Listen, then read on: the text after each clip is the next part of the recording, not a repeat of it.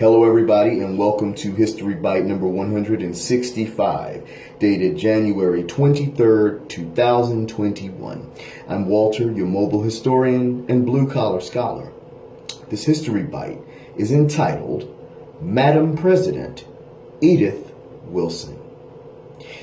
A century ago this time, Woodrow Wilson was the President of the United States of America, officially March 4th, 1913 to March 4th, 1921. While Mr. Wilson was indeed our elected chief executive, he was not really governing as you may think.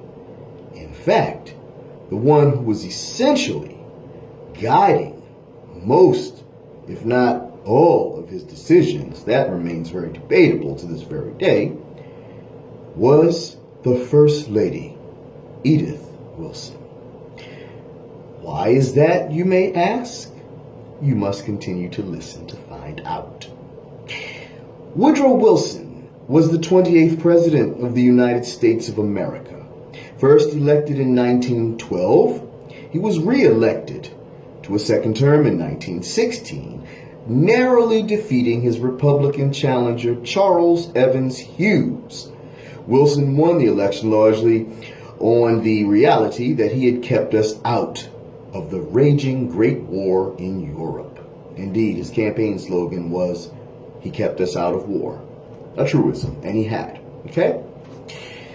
Into his second term, all right, once the war had concluded, Wilson, seeking to gain American support for the Treaty of Versailles, went on a massive public speaking campaign all around the nation to gain the support of the American people for this treaty.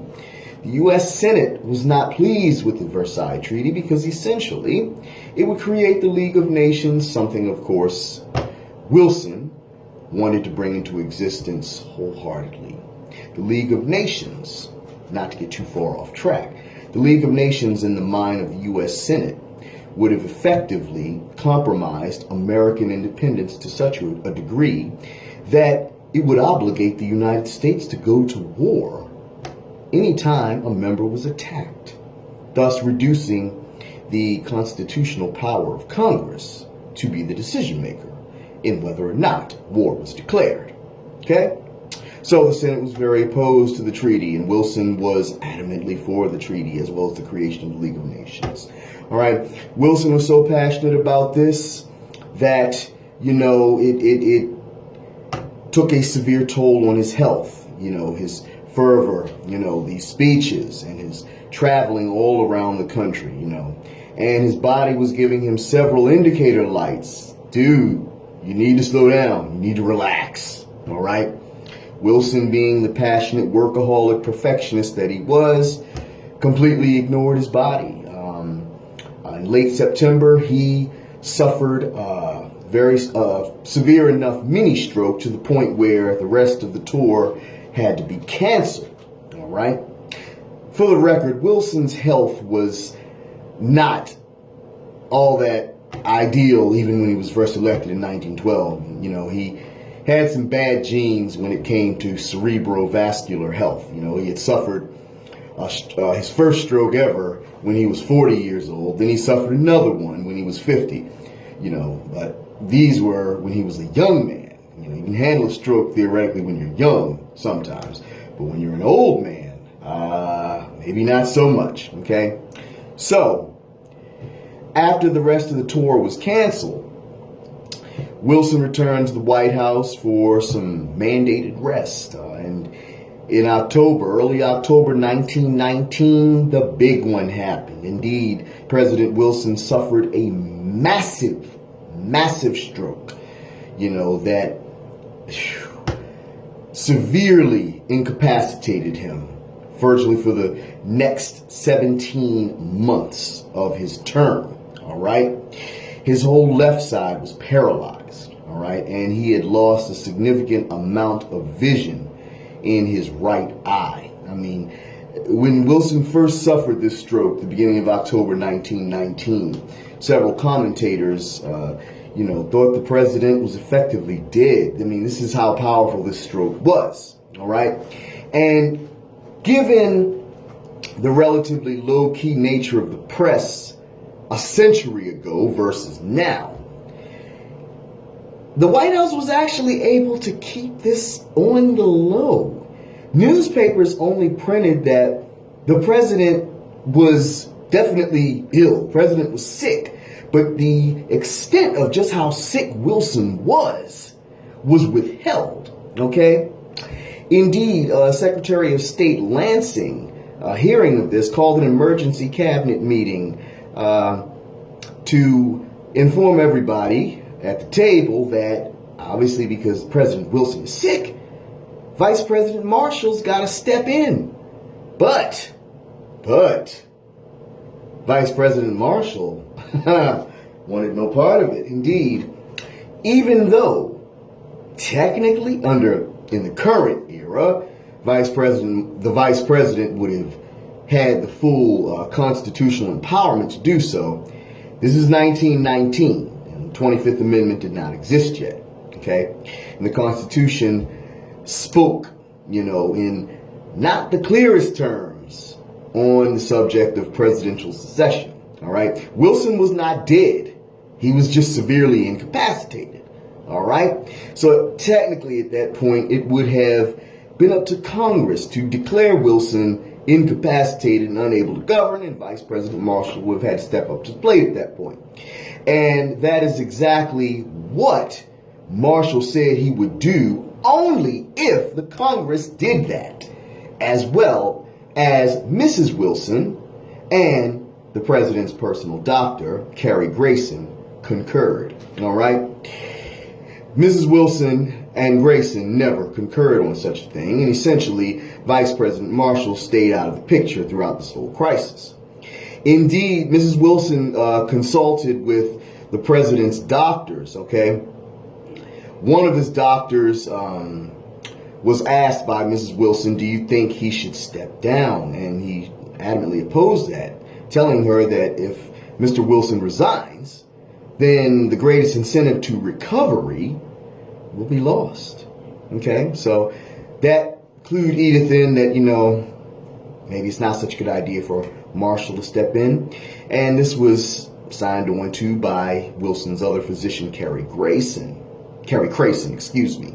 All right, so Edith and Dr. Grayson did their best, and they did a darn good job at it too, of concealing the true state of the president's health from the American public. I mean, they did a darn good job at this, all right? Mrs. Wilson effectively formed a barrier between the president and the rest of the world, all right? She was an impenetrable barrier. Each and every single piece of correspondence, Daily Mail, and whatnot, as well as personal visits to the president, had to come through Mrs. Wilson first. All right? Nothing reached Mr. Wilson without first going through Mrs. Wilson. Anybody wanting to see the president had to go through Mrs. Wilson first. And 95% of those individuals were turned away. The very notable exceptions were the royal family of Belgium, which happened to be in the United States. All right, they were granted a brief audience with the president, who, despite being ill and frail, all right, still managed to have a small conversation with them, and everything appeared honky-dory. Great.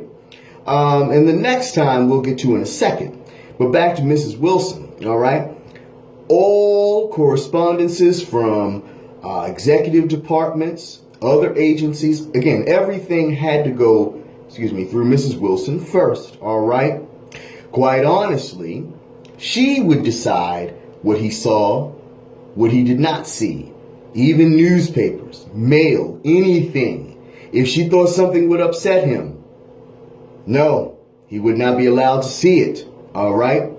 The amount of authority that Mrs. Wilson exercised here was unprecedented.